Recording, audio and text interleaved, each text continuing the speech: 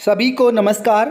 मैं विजयपाल, पीजीटी इतिहास, राजकीय वरिष्ठ माध्यमिक विद्यालय रोहड़ाई रेवाड़ी, कक्षा 11वीं, विषय इतिहास के अध्याय 9 औद्योगिक क्रांति भाग 2 में आप सभी का स्वागत करता हूं।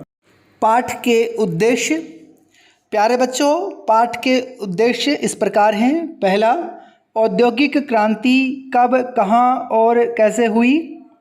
दूसरा, औद्योगिक क्रांति की विशेषताएं क्या थी, यानी कि इस क्रांति की मुख्य बातें क्या हैं। तीसरा, यह क्रांति मुख्य रूप से किन किन क्षेत्रों में, क्षेत्र का मतलब यहाँ भौगोलिक क्षेत्र न होकर के ना उत्पादन के क्षेत्रों से संबंधित है। और चौथा, औद्योगिक क्रांति के समाज पर प्रभाव किस प्रकार के रहे। पाठ के मुख्य बिंदु। प्यारे बच्चों, इस पाठ के मुख्य बिंदु इस प्रकार हैं। पहला, परिवर्तित जीवन। दूसरा, मजदूर। तीसरा, औरतें, बच्चे और औद्योगिकरण।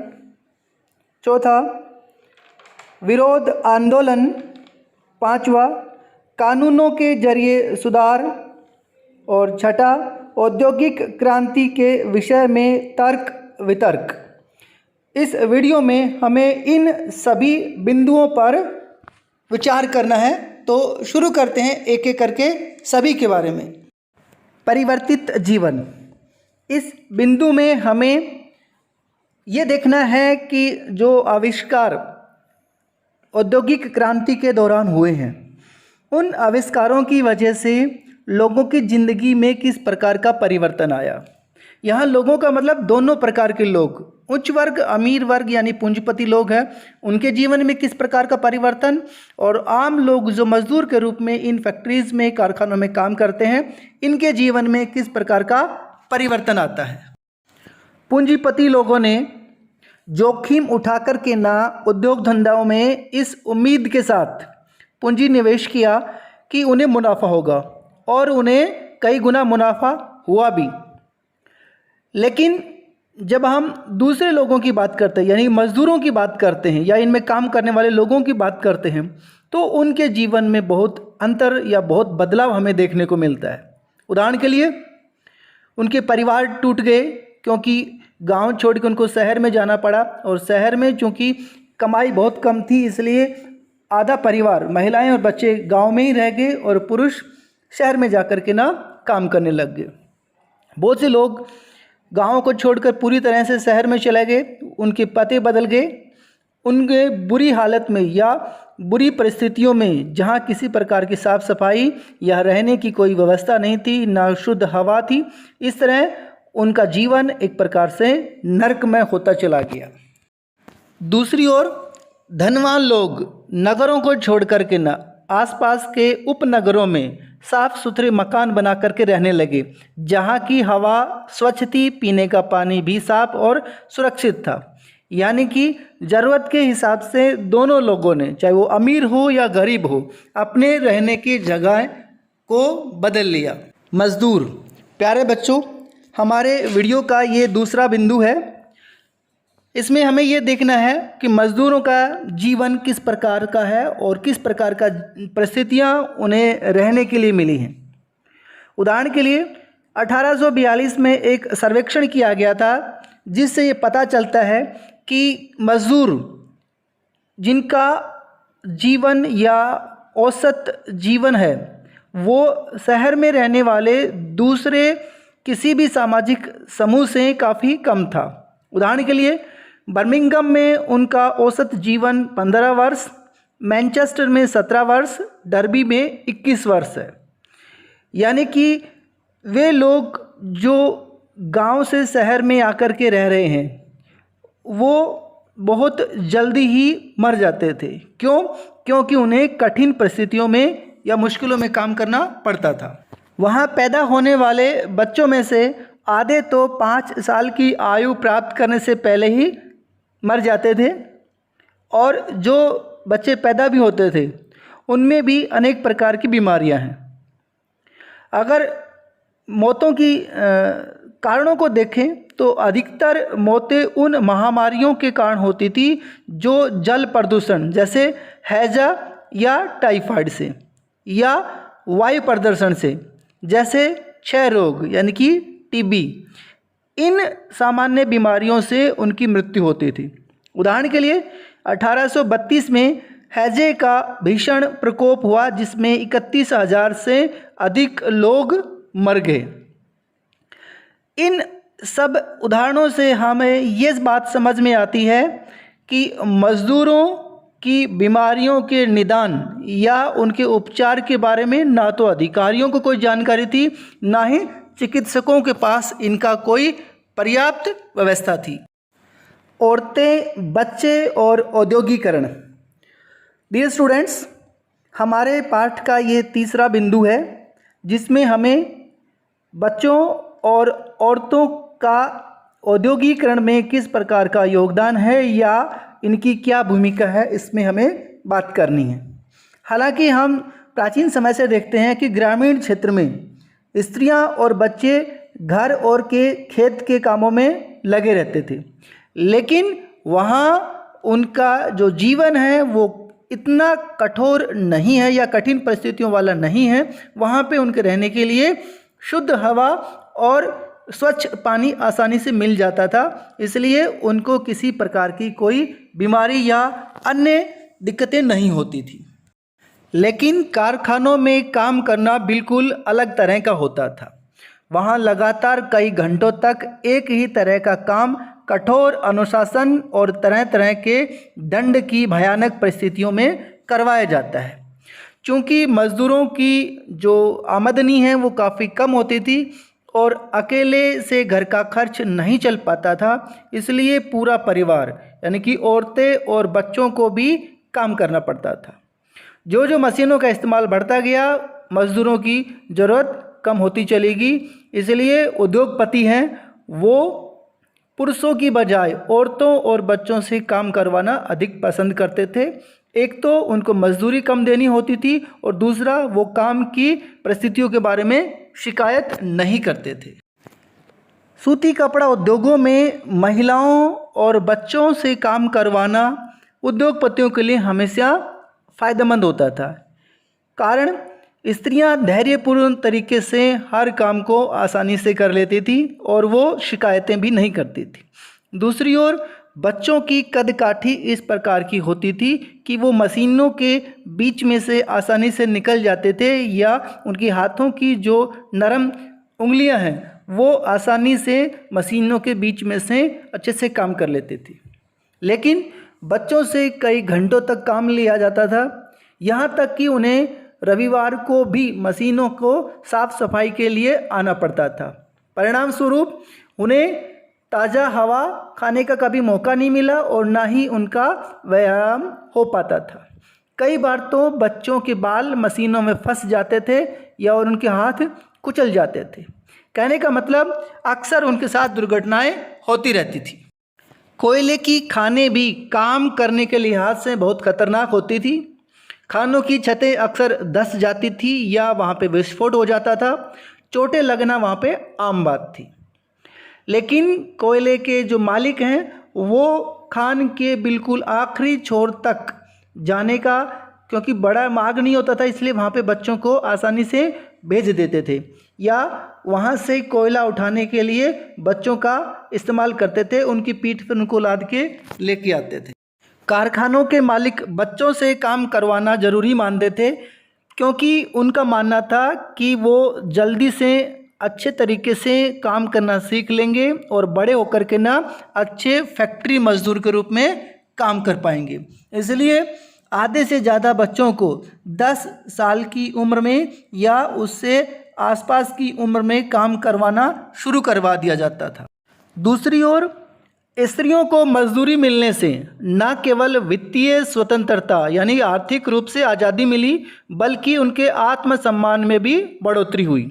लेकिन जितना उन्हें लाभ हुआ उससे कहीं ज़्यादा हानि उनको उठानी पड़ी, क्योंकि अपमानजनक परिस्थितियों में अक्सर काम करना पड़ता था। अक्सर उनके बच्चे पैदा होते ही या छोटी अवस्था में ही मर जाते थे और उनको ऐसी घिनौनी या गंदी बस्तियों में रहना पड़ता था जो उनके रहने लायक नहीं होती थी। विरोध आंदोलन। प्यारे बच्चों, ये हमारे पाठ का अगला बिंदु है। इस बिंदु में हमें ये देखना है कि जैसी हालातें फैक्ट्रियों में या कारखानों में है, धीरे धीरे लोगों ने उनका विरोध करना शुरू कर दिया।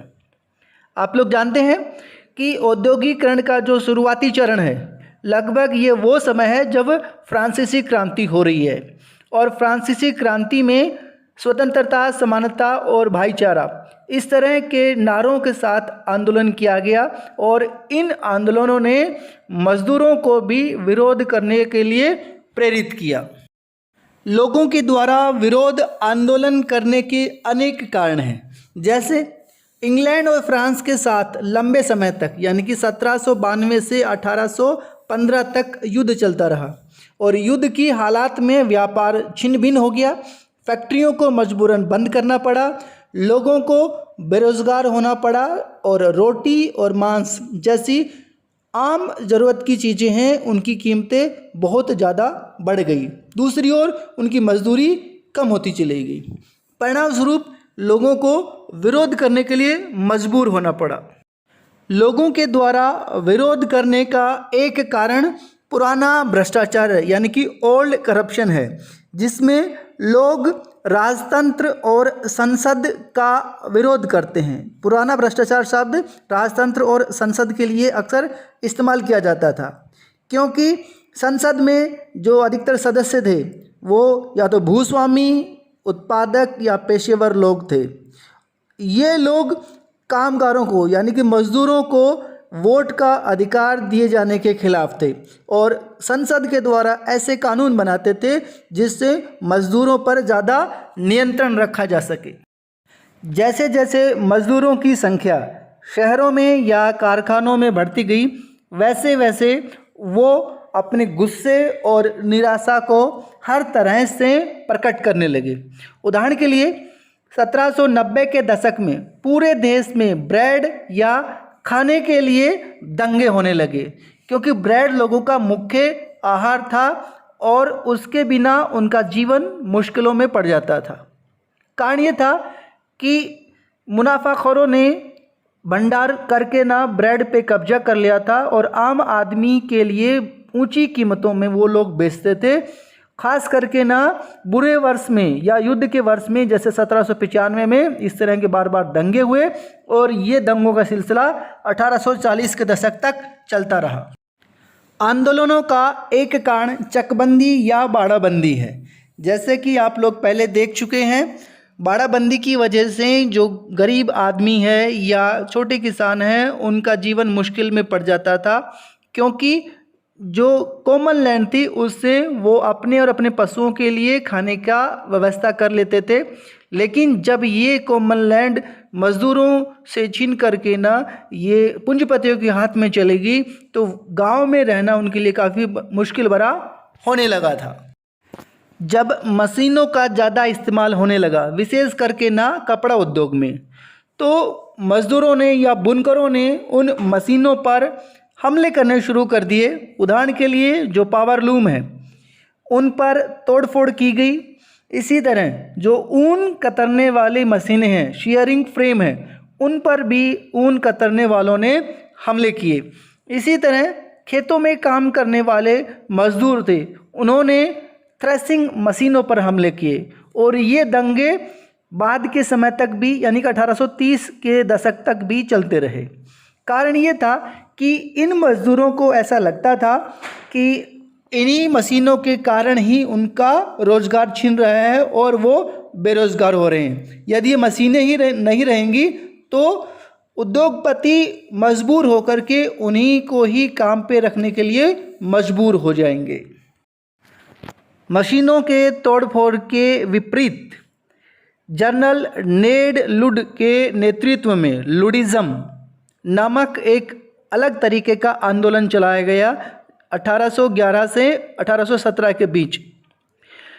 इस आंदोलन में मशीनों को तोड़ने की बजाय न्यूनतम मजदूरी, महिला और बाल श्रम पर नियंत्रण, मशीनों के आविष्कार से बेरोजगार हुए लोगों के लिए काम और कानूनी तौर पर अपनी मांगें पेश करने के लिए मजदूर ट्रेड यूनियन बनाने के अधिकारों की मांग की जाती थी। मजदूरों को जिन कठिन परिस्थितियों में काम करना होता था, उन परिस्थितियों के खिलाफ गुस्सा जाहिर करने के लिए न तो उनको वोट देने का अधिकार था और न ही कोई कानूनी तरीका था जिससे वो अपनी बात रख सकते थे।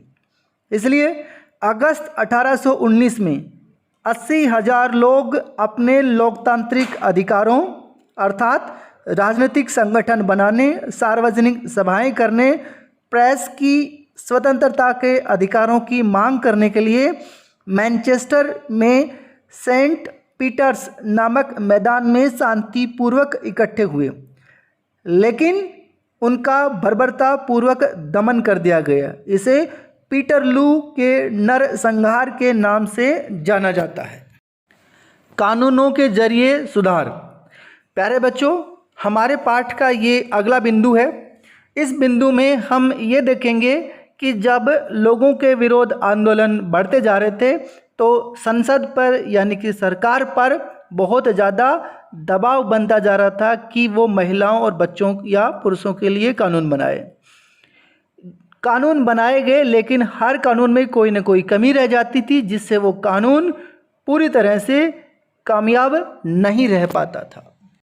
उदाहरण के लिए 1819 में कुछ कानून बनाए गए जिनके तहत 9 वर्ष से कम आयु वाले बच्चों से फैक्ट्रियों में काम करवाना बंद कर दिया गया और 9 से 16 वर्ष की आयु वाले बच्चों से काम करवाने के घंटे सीमित कर दिए गए जो 12 घंटे थे।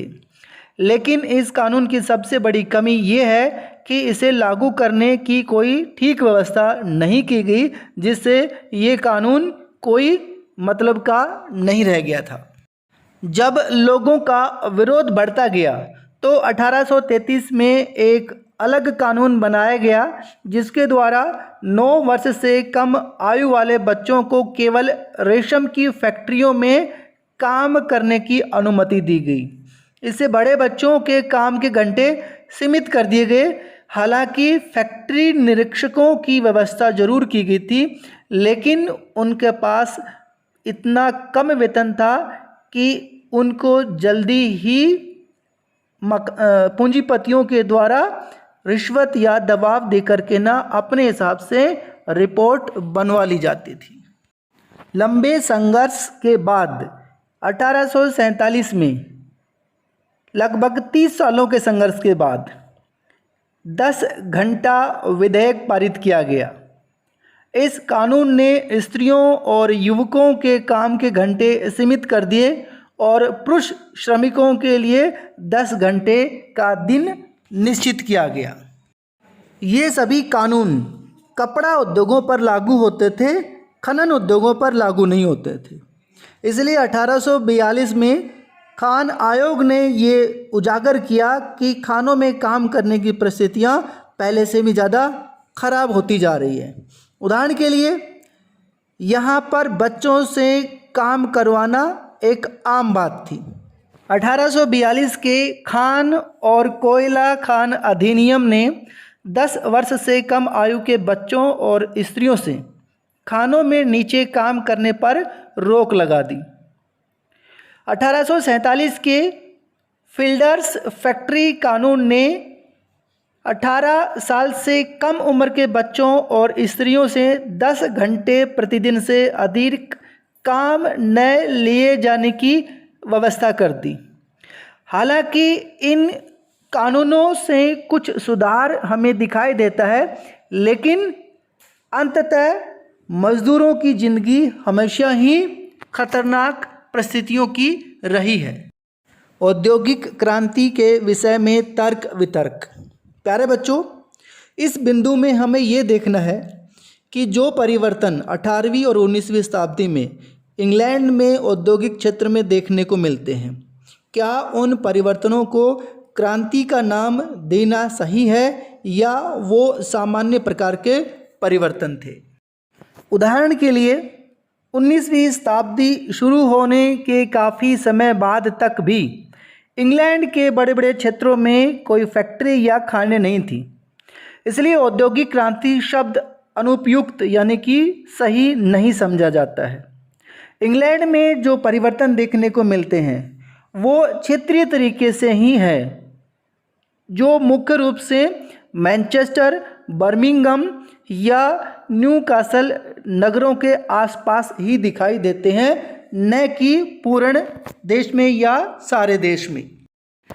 दूसरी ओर कपास या लोहा उद्योग या विदेशी व्यापार में 1780 के दशक से 1820 के दशक तक जो विकास या वृद्धि देखने को मिलती है उनको क्रांतिकारी कहना उचित नहीं लगता है, क्योंकि इस समय परिवर्तन है वो तीव्र गति से न होकर के ना सामान्य गति के देखने को मिलते हैं। दूसरी ओर इस समय में जो विकास देखने को मिलता है वो इंग्लैंड की बजाय उसके उपनिवेशों के कारण ज़्यादा दिखाई देता है। इंग्लैंड में सतत औद्योगिकरण 1815 या 20 से पहले की बजाय बाद में दिखाई देता है, यानी कि औद्योगिक क्रांति का जो प्रथम चरण है उसमें इस तरह के परिवर्तन हमें ज़्यादा देखने में नहीं मिलता है। 1840 के दशक के बाद जब रेलवे का विकास हुआ तो लोहा और इस्पात उद्योग में ज़्यादा उत्पादन होता गया। साथ साथ हम ये भी देखते हैं कि केवल तकनीकी आधारित उद्योगों में ही विकास देखने को नहीं मिलता, बल्कि कृषि संसाधन, मिट्टी के बर्तन, अन्य जो काम धंधे हैं उनमें भी हमें प्रगति देखने को मिलती है।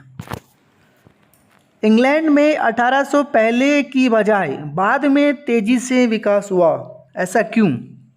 इतिहासकार देखते हैं कि 1760 के दशक से 1815 के बीच ब्रिटेन ने दो चीज़ें एक साथ करने की कोशिश की। पहला तो औद्योगिकरण और दूसरा यूरोप, अमेरिका और भारत में युद्ध लड़ना। जैसे कि आप लोग देखते हैं कि 1760 के बाद अगले 60 वर्षों में से 36 वर्ष लड़ाई में ही गुजर गए। इस वजह से उद्योगों पर कम ध्यान दे करके ना युद्ध पर ज़्यादा ध्यान दिया गया। इसलिए औद्योगिक जो परिवर्तन है या जो विकास है वो धीमी गति का हो पाता है। इसलिए इस चरण को हम क्रांति कहना उचित नहीं मानते। 1850 के दशक के बाद और 1914 तक यानी कि प्रथम विश्व युद्ध तक इंग्लैंड में तीव्र गति से औद्योगिकरण देखने को मिलता है, जो यूरोप के देशों के मुकाबले ज़्यादा तेज़ गति थी। तो इस गति को वास्तव में औद्योगिकरण या औद्योगिक क्रांति कहना ज़्यादा उचित महसूस होता है। पाठ की दोहराई। प्यारे बच्चों, अब तक जो हमने वीडियो में पढ़ा है उसको एक बार पुनः दोहराते हैं। दोहराई के बिंदु इस प्रकार हैं: परिवर्तित जीवन, दूसरा मजदूरों की स्थिति, तीसरा औरतें, बच्चे और औद्योगिकरण, यानी कि औरतों और बच्चों का औद्योगिकरण में क्या योगदान रहा। चौथा पॉइंट है विरोध आंदोलन, मजदूर या लोगों के द्वारा किस प्रकार कठिन परिस्थितियों का विरोध किया गया। अगला है कानूनों के जरिए सुधार, जब लोगों का आंदोलन बढ़ता गया तो संसद के द्वारा कानून बना करके ना किस तरह मजदूरों की ज़िंदगी को सुधारने का प्रयास किया गया। और अंतिम है औद्योगिक क्रांति के विषय में तर्क वितर्क, यानी कि 1760 के बाद जो औद्योगिक क्रांति हो रही है उसको क्रांति शब्द कहना उचित है या नहीं है, इस तरह पे हमने चर्चा की है। और ये भी देखा है कि 1850 से और 1914 के बीच यानी कि प्रथम विश्व युद्ध तक इंग्लैंड में जो तीव्र गति के परिवर्तन हैं उनको वास्तव में औद्योगिक क्रांति कहना सही प्रतीत होता है। गृह कार्य। प्यारे बच्चों, पाठ की दोहराई और पाठ के एक्सप्लेनेशन के आधार पर आपको गृह कार्य के लिए कुछ प्रश्न दिए जा रहे हैं। आपसे उम्मीद है कि इन वीडियो को ध्यान से सुनेंगे और इन प्रश्नों को हल करने का प्रयास करेंगे।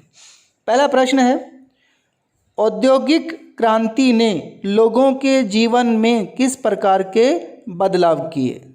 दूसरा, औद्योगिकरण के क्षेत्र में महिलाओं और बच्चों की क्या भूमिका रही? तीसरा प्रश्न है, किन कारणों से मजदूरों या आम लोगों ने इंग्लैंड में विरोध आंदोलन चलाए? और अंतिम प्रश्न है, क्या औद्योगिक क्रांति को सही शब्दों में क्रांति कहना उचित है या नहीं? अपने विचार रखें। धन्यवाद। आपका दिन शुभ हो।